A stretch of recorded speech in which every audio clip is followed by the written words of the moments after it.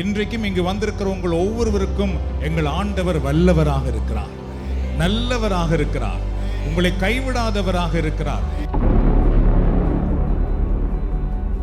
நீங்கள் வணங்குகிற ஆண்டவர் உண்மையான ஆண்டவர் என்று நீங்கள் காணும்படி கடவுள் செய்கிறவராக இருக்கிறார்.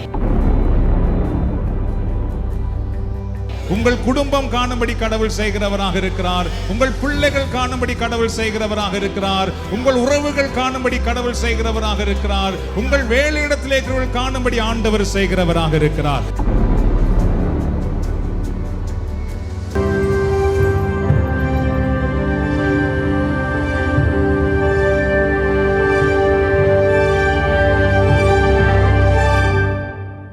No one is an empty basket.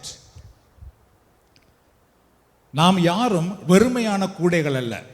இன்று இந்த இடத்திலே வந்திருக்கிற எல்லோருக்கும் நான் சொல்ல விரும்புவது என்னென்றால், நீங்கள் யாருமே அன்பானவர்களே வெறுமையான கூடை அல்ல. வெறுமையான கூடை என்றால் பார்ப்பது கூடை, அதுக்குள்ளே ஒன்றுமே இல்லை.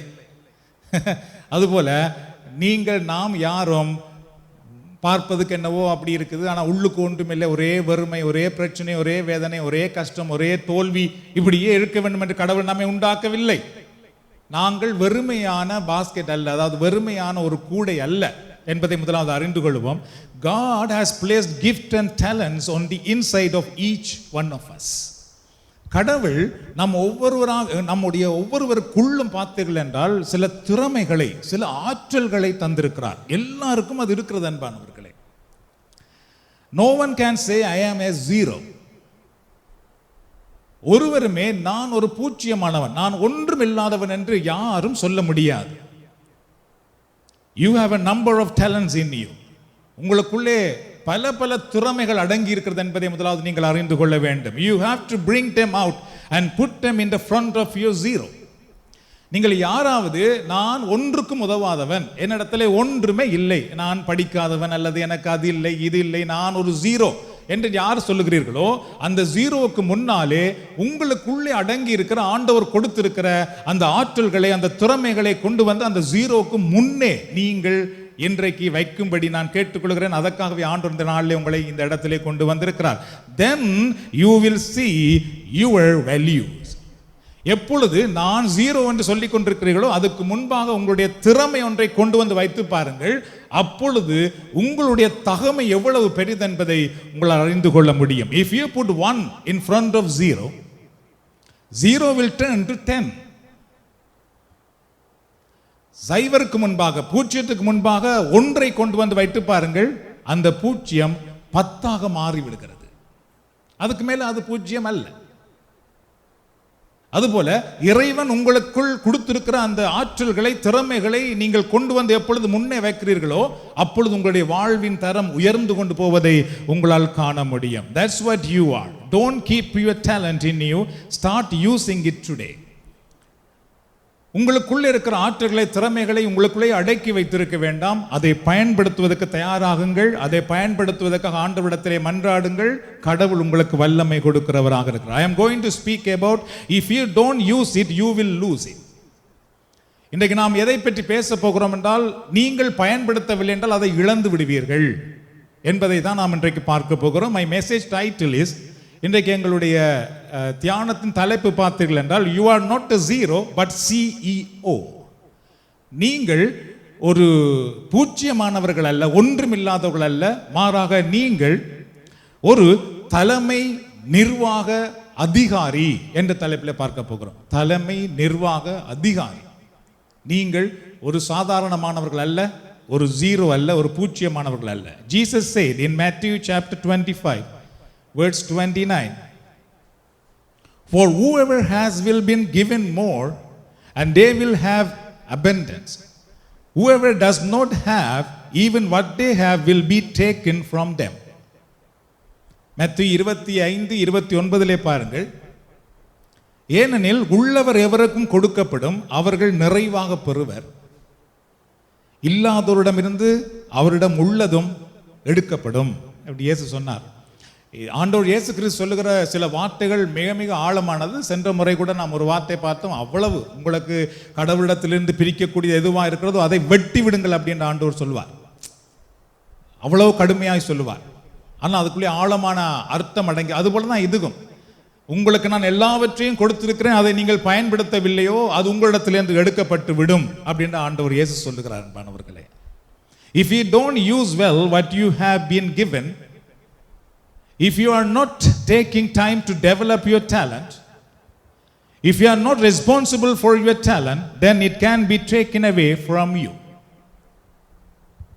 உங்களுக்கு கொடுக்கப்பட்டதை நீங்கள் பயன்படுத்தாமல் போனால், உங்களுக்கு கொடுக்கப்பட்டிருக்கிறவற்றிலே நீங்கள் கவனம் செலுத்தாமல் போனால், அதை நீங்கள் சரியாக பயன்படுத்த வேண்டும் என்று திட்டமிடாமல் போவீர்களாக இருந்தால், உங்களுக்கு கொடுக்கப்பட்டவைகள் எடுக்கப்பட்டுவிடும், உங்களுக்கு பலன் இல்லாமல் போய்விடும் என்பதுதான் பரிசுத்த வேதாகம் நம்ம கற்றுக் கொடுத்திருக்கிற ஒன்றாகும். அது எதுவாக இருக்கலாம் அன்பானவர்களே.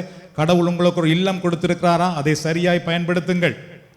கடவுள் உங்களுக்கு ஒரு மனைவி அல்லது ஒரு துணையை கொடுத்திருக்கிறாரா, பிள்ளைகளை கொடுத்திருக்கிறாரா, சரியாய் பயன்படுத்துங்கள். ஒரு வாகனம் கொடுத்திருக்கிறாரா, சரியாய் பயன்படுத்துங்கள். உங்களுக்கு ஒரு வருமானம் வருதா, அதை சரியாய் பயன்படுத்துங்கள். உங்களுக்கு பாடுகிற திறமை இருக்கிறதா, வாசிக்கிற திறமை இருக்கிறதா, எழுதுகிற திறமை இருக்கிறதா, ஒரு பொருளை தூக்கக்கூடிய திறமை இருக்கிறதா, அல்லது ஒன்றை உருவாக்கக்கூடிய திறமை இருக்கிறதா, படம் எடுக்கிற திறமை இருக்கிறதா, வீடியோ எடுக்கிற திறமை இருக்கிறதா, என்ன திறமை இருக்கிறது, தயவு செய்து பயன்படுத்துங்கள். நீங்கள் பயன்படுத்தவில்லை என்றால் அது எடுக்கப்படும், உள்ளவர்களுக்கு அது கொடுக்கப்படும். Why did God create you with talent? கடவுள் எதற்காக உங்களை திறமைகளோடு உருவாக்கி இருக்கிறார்? மிருகங்களுக்கு, பறவைகளுக்கு இல்லாத எத்தனை திறமைகளை நம்ம கடவுள் கொடுத்திருக்கிறார். எதற்காக அந்த திறமைகளை இறைவன் நமக்கு கொடுத்திருக்கிறார்? Because God wants you to be CEO. என்றால் கடவுள் நீங்கள் ஒரு தலைமை அதிகாரியாக, நிர்வாகத்தின் ஒரு அதிகாரியாக இருக்க வேண்டும் என்று கடவுள் விரும்புகிறார். ஏன்னா அதுக்காக தான் ஆதாமை படைத்தார் இறைவன். இந்த உலகத்தை ஆண்டுகொள் அப்படி என்று சொன்னார். அதை அவர் இழந்து போனார் பாருங்கள். அதுபோல என்னையும் உங்களையும் கடவுள் பல விடயங்களை ஆண்டு கொள்வதற்காக, அதிகாரிகளாக இருந்து செயல்படுவதற்காக, முன்னின்று செயல்படுத்துவதற்காக இறைவன் நம்மை உண்டாக்கியிருக்கிறார், அழைத்திருக்கிறார். ஏன்னா அதெல்லாம் நாம் செய்யாமல் வெறும் ஆண்டவரே ஆண்டவரே ஆண்டவரே என்று மன்றாடி கொண்டிருக்கிறோம். கடவுள் ஒன்றும் செய்ய முடியாது.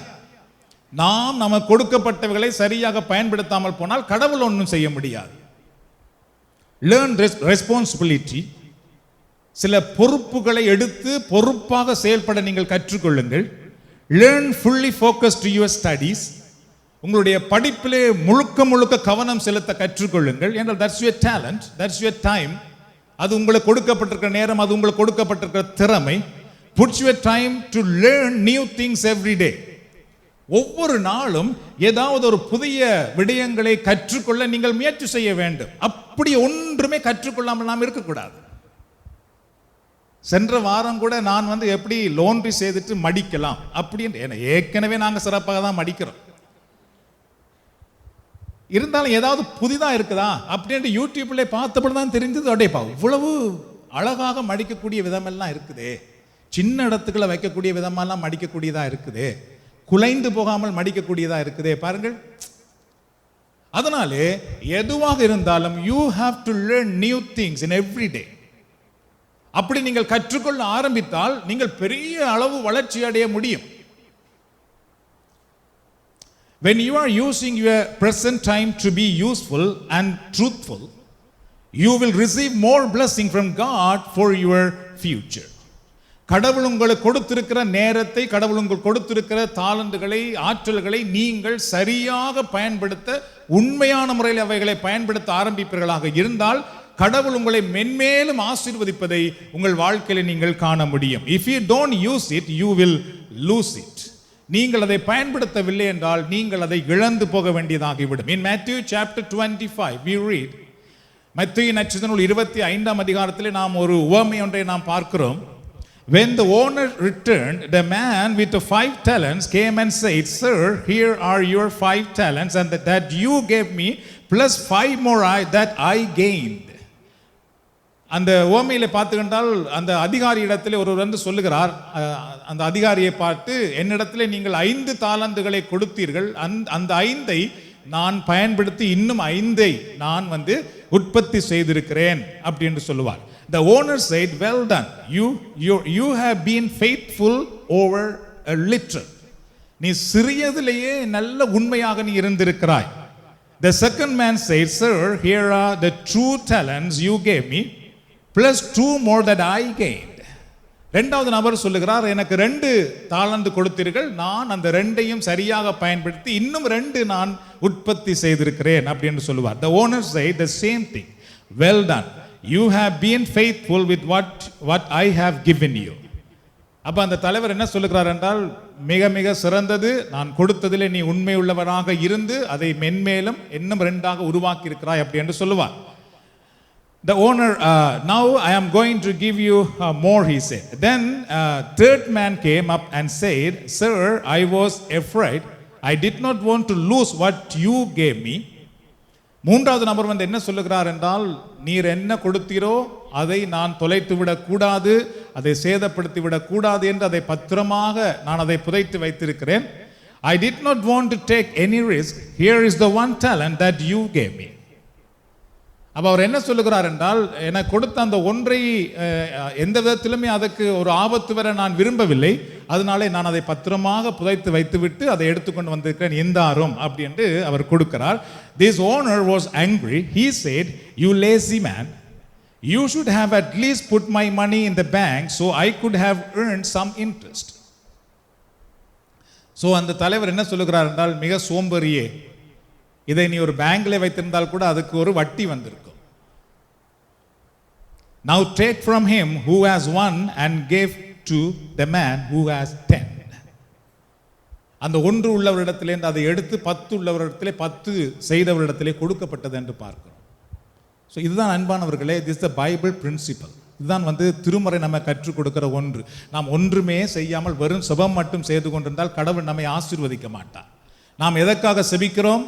கடவுள் எங்களுக்கு கொடுத்திருக்கிறது எவ்வாறு பயன்படுத்த வேண்டும் என்று கேட்டு செபிக்கிறோமே தவிர சும்மா செபித்துக் கொண்டே இருக்கக்கூடாது. அப்படியே சும்மா பைபிளையே வாசிச்சு கொண்டிருக்கக்கூடாது ஒரு நாள் முழுவதும். பைபிள் என்ன வாசிக்கிறோம், ஏன் வாசிக்கிறோம் என்றால் நாம் எப்படி வாழ வேண்டும் என்பதற்காக வாசிக்கிறோமே தவிர பைபிள் வாய்ச்சால் எல்லாம் நடந்துடும் என்று எண்ணிடக்கூடாது. அது வந்து அறியாமை. அது கூட்டத்துக்கு போய்விட்டால் காணும், இன்றைக்கு வெள்ளிக்கிழமை எப்படியாவது இருக்கா கூட்டத்துக்கு போயிட்டு வந்துடுவோமே, அது போதும் என்று தயவு செய்து யாரும் எண்ணிடக்கூடாது. எங்கு நாம் ஏன் வருகிறோம், எங்கு ஏன் கடவுள் நம்ம கொண்டு வருகின்றார், நம்ம கற்றுக் கொடுக்கிறார் உங்களுக்கும் எனக்கும். இங்கே நாம் கேட்கிறதை நாம் எப்பொழுது நம்முடைய வாழ்க்கைக்குள் கொண்டு வருகிறோமோ அப்ப கடவுள் நம்மை ஆசீர்வதிக்கிறார். இல்லை என்றால் அன்பானவர்களே, நீ இத்தனை வருடமாய் வந்து கேட்டு கேட்டு கேட்டு ஒன்றுமே செய்யாமல் இருக்கிறாயா, அப்போ உனக்கு தந்ததெல்லாம் வீண் அப்படின்ட்டு அதை எடுத்து அதை இன்னொருவருக்கு கடவுள் கொடுக்கிறவராக இருக்கிறார். அது நம்முடைய குடும்ப வாழ்க்கையா இருக்கலாம், நம்முடைய உலக வாழ்க்கையா இருக்கலாம், நம்முடைய ஆன்மீக வாழ்க்கையா இருக்கலாம். From this story, God was showing us this principle. If you don't use it, you will lose it. இந்த கதையில் இந்த ஆண்டவர் நம்ம கற்றுக் கொடுக்கிற ஒரு பாடம் என்னவென்றால், நீ அதை பயன்படுத்தவில்லை என்றால் நீ அதை இழந்து விடுவாய். Howard Salt was born and raised in a very poor family. Howard Salt என்ற ஒரு நபர் பார்த்தீர்கள் என்றால் மிக ஒரு வறுமையான குடும்பத்திலே அவர் பிறந்தார். He spent his childhood living in a small 1-bedroom apartment from a public housing project. இவர் வந்து பார்த்தீர்கள் என்றால் வருமானம் குறைவாக இருக்கின்ற அவர்களுக்கு கொடுக்கப்படுகின்ற ஒரு இல்லத்திலே ஒரு 1 bedroom ஒரு அறையிலே மிக வறுமைக்குள்ளே வாழ்ந்தவரான் இந்த நபர்.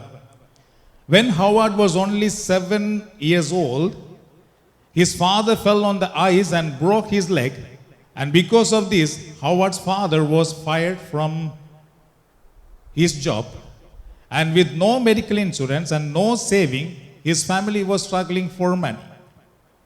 இவர் 7 வயதில் இருந்த பொழுது அவருடைய தகப்பனார் ஒரு ஐசிலே சறுக்கி விழுந்ததுனாலே அவருக்கு வேலைக்கு போக முடியாமல் போகிறது. அதனாலே அவர் வேலையிலிருந்து நிறுத்தப்படுகிறார். அந்த குடும்பத்துக்கு எந்த விதமான காப்புறுதியும் இல்லை, எந்த வருமானமும் இல்லை, ஒன்றும் இல்லை. மிக மிக கஷ்டத்துக்குள்ள இருக்கிறார்கள். It was one of the biggest difficult moment in Howard's life. அவருடைய வாழ்க்கையிலே, ஹவார்ட்ஸ் என்பவருடைய வாழ்க்கையிலே இது ஒரு மிக மிக கஷ்டமான ஒரு நேரமாக இருந்தது. A few times Howard even had to sell his blood for money. அவருடைய இரத்தத்தை பணத்துக்காக அவருடைய இரத்தத்தை விற்று சில நேரத்திலே அவர் பணம் எடுத்திருக்கிறார் அவருடைய வீட்டு தேவைக்காக அப்படி என்று அவரை பற்றி சொல்லப்படுகிறது. Howard worked at Starbucks and some years later he shared his new idea with Starbucks owner. The Starbucks owner rejected him. இந்த ஹவார்ட் என்பவர் ஸ்டார்பக்ஸ் காஃபி டைம் அந்த காஃபி கடை இருக்குதானே, அந்த ஒரு கடையில் வந்து அவர் வேலை தேடி வேலை எடுத்து அங்கே வேலை செய்கிறார். வேலை செய்த ஒரு சில காலம் அவர் அந்த வேலையை பற்றியெல்லாம் கொஞ்சம் அறிந்து அவருக்கு ஒரு சில புது ஐடியாக்கள் வருகிறது. அந்த ஐடியாவை அந்த ஓனரோடு ஷேர் பண்ணுகிறார். அப்போ அந்த 3 ஓனர்கள் அதை வைத்து ஒரு 3 கடை தான் இருந்திருக்கிறது அந்த நேரத்தில். அந்த புது ஐடியாவை அந்த ஹவார்டு வந்து அந்த ஓனருக்கு ஷேர் பண்ணும் பொழுது அதை அந்த ஓனர் வந்து ரிஜெக்ட் பண்ணுகிறார். அதை நாங்கள் ஏற்றுக்கொள்ள முடியாது அப்படி என்று. Howard quit Starbucks and went to create his own coffee company, called it Ill Journal. அந்த ஹவார்ட் என்பவர் பார்த்தீங்கன்றால் தன் ஐடியாவை அவர் கேட்காமல் போகும் பொழுது அவர் அந்த கடையிலிருந்து ஸ்டார்பக் கடையிலிருந்து வெளியே வந்து அவர் தானாகவே ஒன்றை ஒரு முயற்சி செய்து ஒரு கம்பெனியை உருவாக்கி அதை நடத்துகிறார்.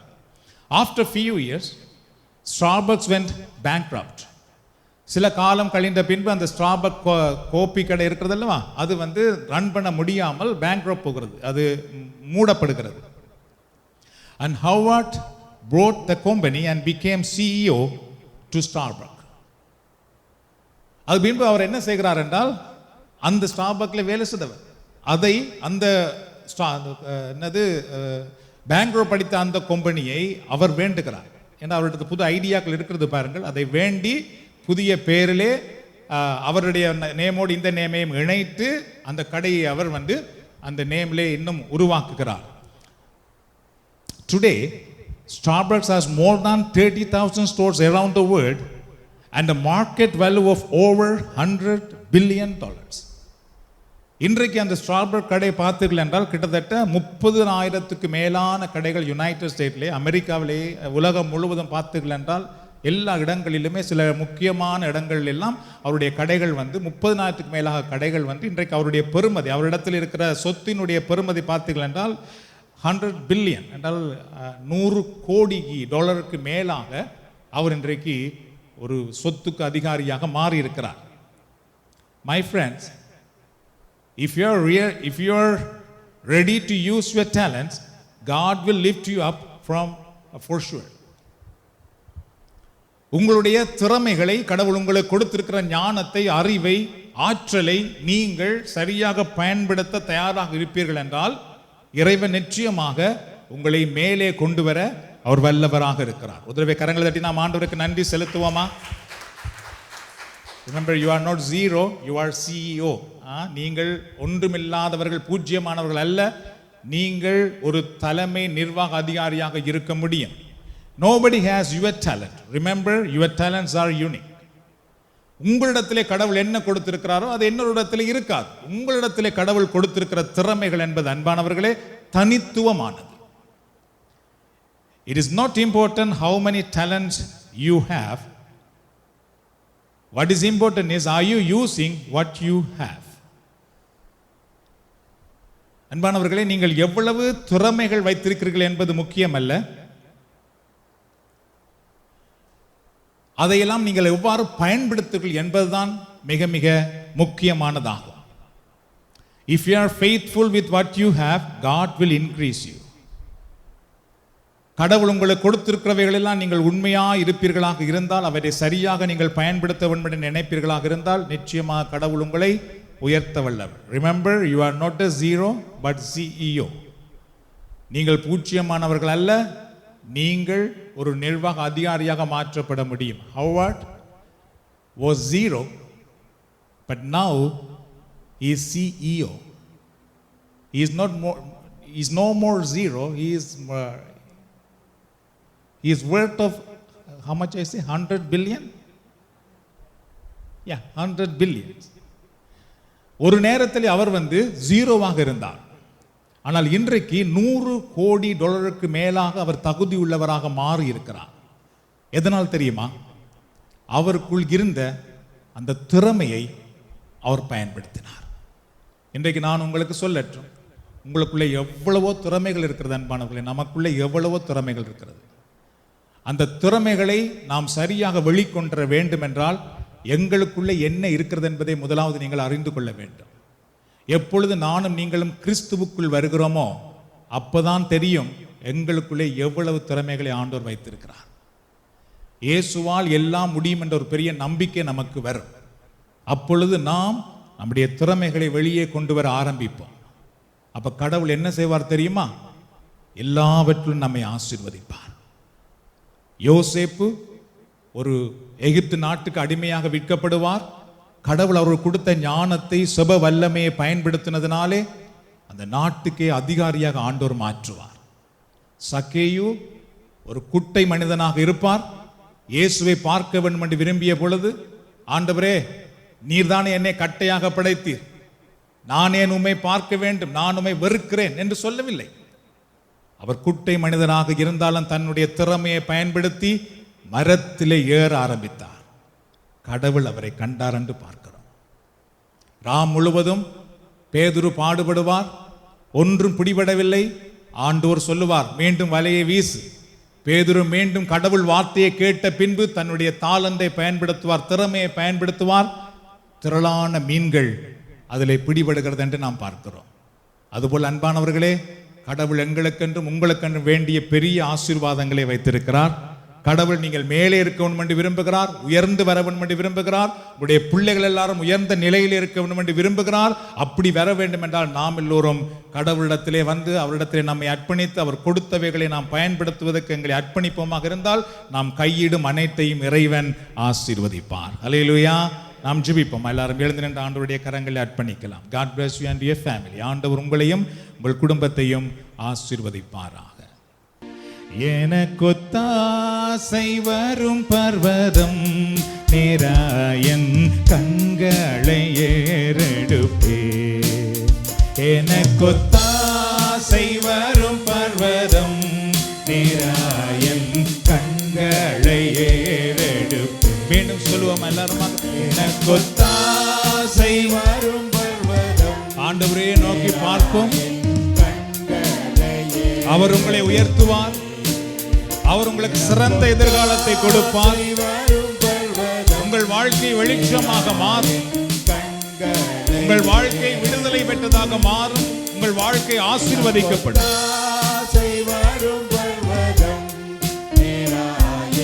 கண்களை ஏறெடுப்பே. வானமும் பூமியும் படைத்த வல்ல தேவனிடமிருந்தே, வானமும் பூமியும் படைத்த வல்ல தேவனிடமிருந்தே,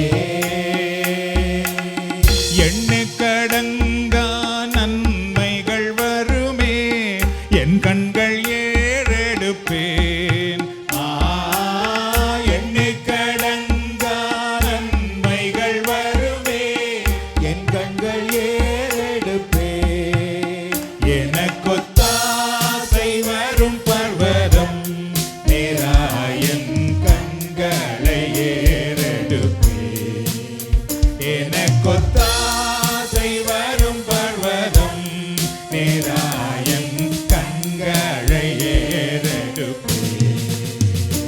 என் காலை தள்ளாட வீடா என்னை காக்கும் தேவனுறங்கார். என் காலை தள்ளாட வீடா என்னை காக்கும் தேவனுறங்கார். இஸ்ரவேலை காக்கும் நல் தேவன் ராப்பகல் உறங்காரே.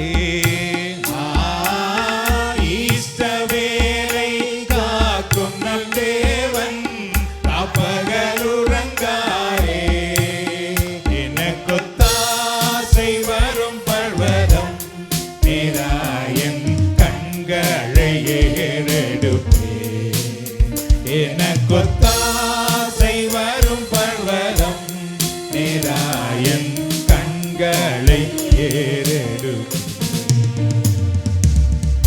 அன்பான சகோதர சகோதரிகளே, நாம் பாடியது ஒரு திருப்பாடல், ஒரு சங்கீதம். சங்கீதக்காரர் தன்னுடைய வாழ்க்கையில் இதை அனுபவித்தார். அவர் வாழ்க்கையில் எல்லாம் இழந்து கஷ்டங்கள் மத்தியில் இருக்கும் பொழுதுதான் விண்ணையும் மண்ணையும் படைத்த ஆண்டவரை நோக்கி பார்க்கிறார். ஆண்டவரே, உம்முடைய வல்லமை எனக்கு தாரும், உம்முடைய ஆசீர்வாதத்தை எனக்கு தாரும் என்று அவரை நோக்கி பார்த்த பொழுது அவரை உண்டாக்கிய கடவுள் அவரை வல்லமையாக ஆசீர்வதிக்கிறார் என்று பார்க்கிறோம்.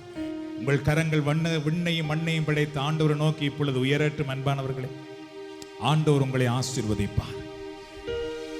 நாம் ஆண்டவரிடத்திலே வரும் வரைக்கும் எதை செய்தாலுமே நமக்கு ஒரு பூஜ்ஜியமாக இருக்கும், ஒரு தடையாக இருக்கலாம், பல கஷ்டங்களாக இருக்கலாம்.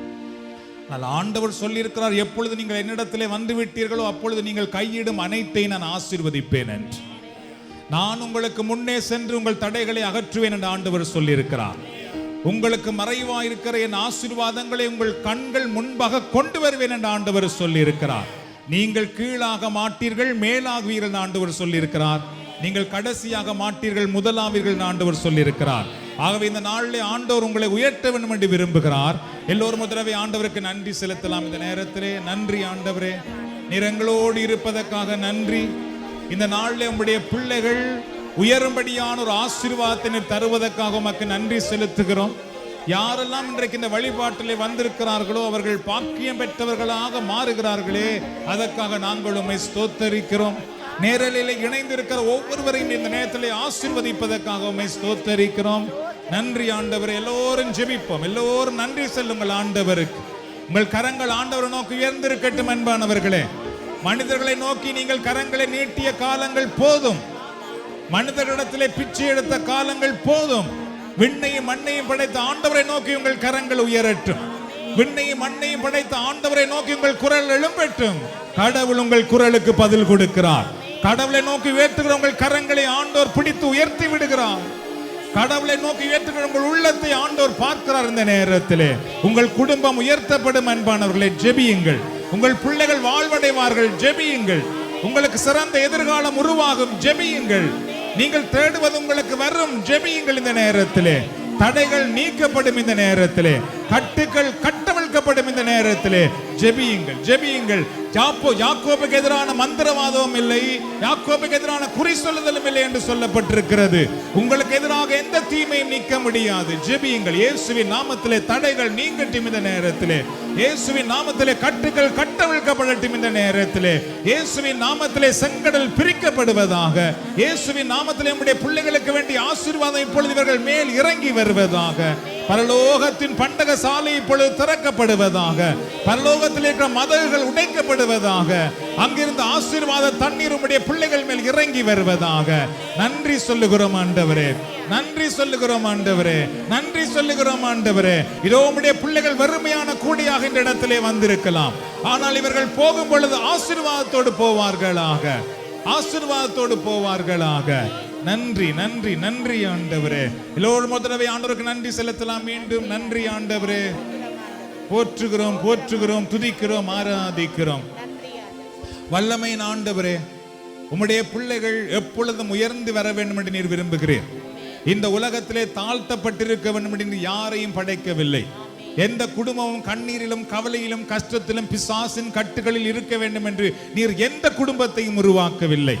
அவர்கள் மலை மேல் உள்ள பட்டணமாக ஒளி வீச வேண்டும் என்பது உம்முடைய விருப்பம்.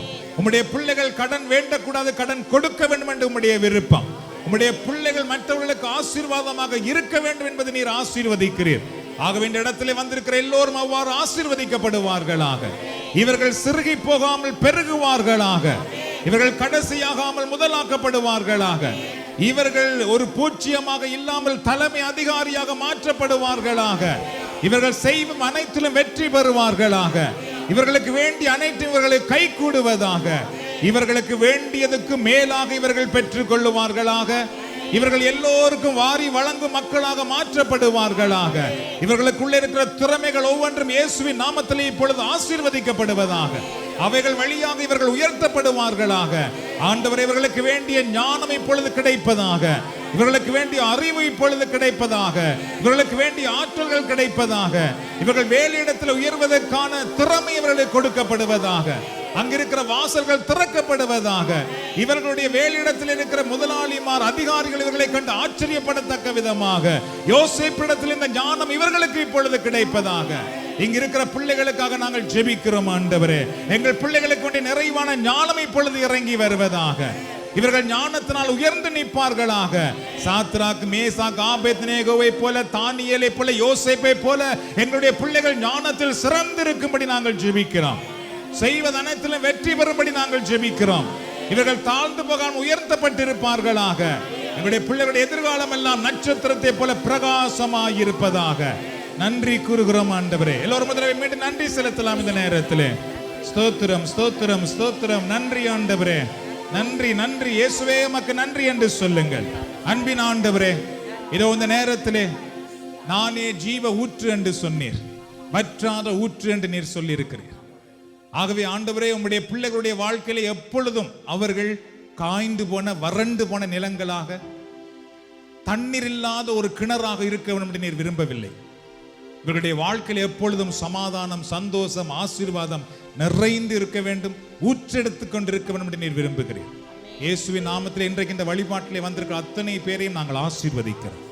இவர்கள் வாழ்க்கை வற்றாத நீரூற்றாக இருப்பதாக, நீரர்கள் நடப்பட்ட மரம் போல் செழித்திருப்பதாக, இலை உதிராத மரமாக இருப்பதாக, கனி கொடுக்கும் வாழ்க்கையாக இருப்பதாக, இவர்கள் வழியாக இன்னும் பலர் ஆசீர்வதிக்கப்படுவார்களாக. இன்றைக்கு இவர்கள் வீட்டுக்கு போகும் பொழுது உம்முடைய ஆசீர்வாதத்தை பெற்று ஒரு பூச்சியமாக அல்ல, உம்முடைய ஆசீர்வாதத்தினால் தலை நிமிர்ந்து நிற்கிற சகலவற்றிலும் உயர்வை பெற்றுக் கொள்ளுகிற ஆசீர்வாதத்தோடு செல்வார்களாக. நீர் அவர் ஆசீர்வதிப்பதற்காக நன்றி கூறுகிறோம். இதோ எல்லாரும் ஒரு தடவை ஆண்டவருக்கு நன்றி செலுத்தலாம் இந்த நேரத்திலே. ஹல்லேலூயா, நன்றி செலுத்துகிறோம் ஐயா, நன்றி செலுத்துகிறோம். நல்லவரே, அன்புள்ளவரே, நன்றி செலுத்துகிறோம். நன்றி செலுத்துகிறோம் ஐயா, நன்றி செலுத்துகிறோம். நல்லவரே, அன்புள்ளவரே, நன்றி செலுத்துகிறோம். எந்த காலத்திலும் எந்த நேரத்திலும் நன்றியால் உம்மை நான் துதிப்பேன். இயேசுவே, உம்மை நான் துதிப்பேன் துதிப்பேன், இந்த வேளையிலும் துதிப்பேன். எந்த காலத்திலும் எந்த நேரத்திலும் நன்றியால் உம்மை நான் துதிப்பேன்.